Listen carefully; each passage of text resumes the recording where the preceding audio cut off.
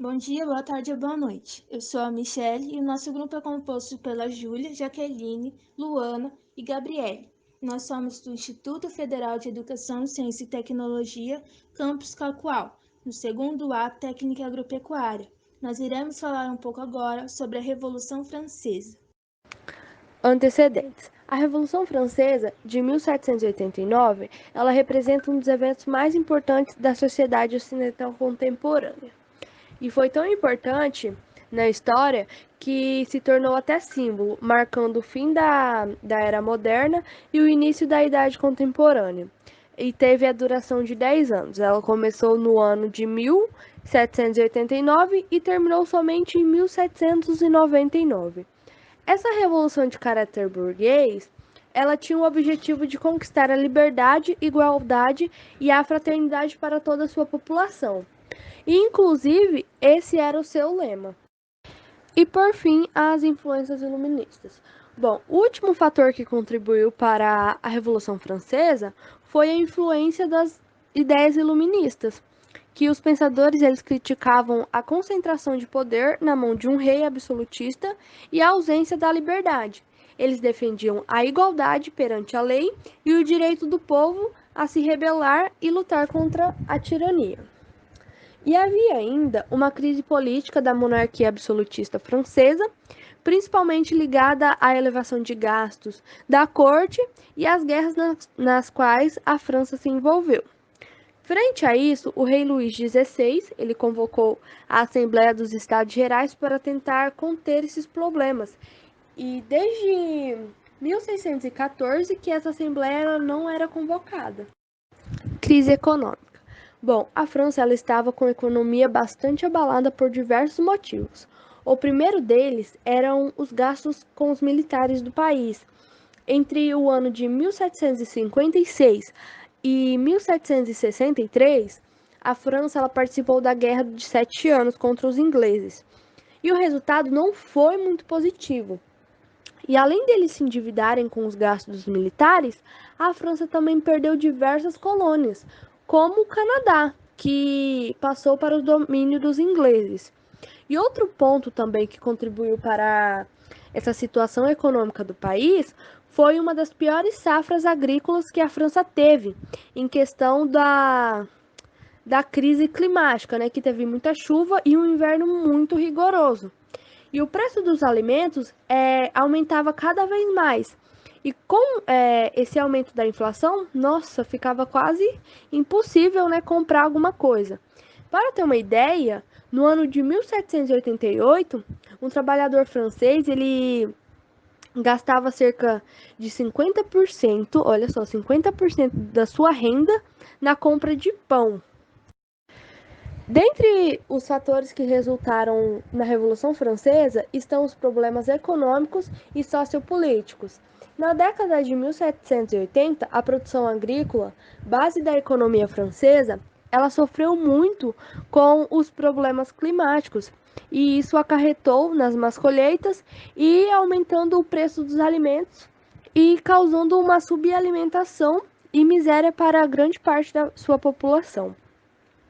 Mas, ao mesmo tempo, o insucesso administrativo da monarquia francesa, os interesses da burguesia e a crise agrícola, eles davam conta do contexto francês no final do século XVIII. E nesse período, a França ela era um país predominante agrário, de aproximadamente 25 milhões de habitantes do país, cerca de 3/4 eles viviam no meio rural. Sociedade. A Revolução Francesa foi resultado da crise política, econômica e social que a França enfrentou no final do século XVIII. Nessa época, a França era governada por Luís XVI e a sociedade era dividida em classes conhecidas como estados. O primeiro estado era o clero, o segundo, nobreza, e a terceira era a população em geral. Jacobinas, baixa burguesia radicais. Girondinas, era a alta burguesia. Sans-culottes, trabalhadores urbanos. E os camponeses. O Estado Geral de 1789 Era uma Assembleia Geral representando as propriedades francesas do reino, convocado pelo rei Luís XVI para propor soluções para os problemas financeiros do seu governo. Os Estados Gerais se reuniam várias vezes durante 1789. O rei concordou em manter muitos dos costumes divisórios que haviam acontecido em 1614, mas eram intoleráveis para o terceiro estado. A decisão mais controversa e significativa permaneceu a natureza da votação. Em 5 de maio de 1789, os Estados Gerais se reuniram.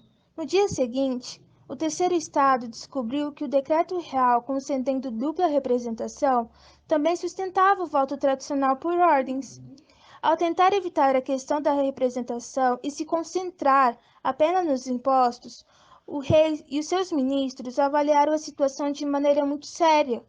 Em 17 de junho, com o fracasso dos esforços para conciliar as três propriedades, o terceiro estado declarou-se redefinido como a Assembleia Nacional, uma assembleia não das fazendas, mas do povo.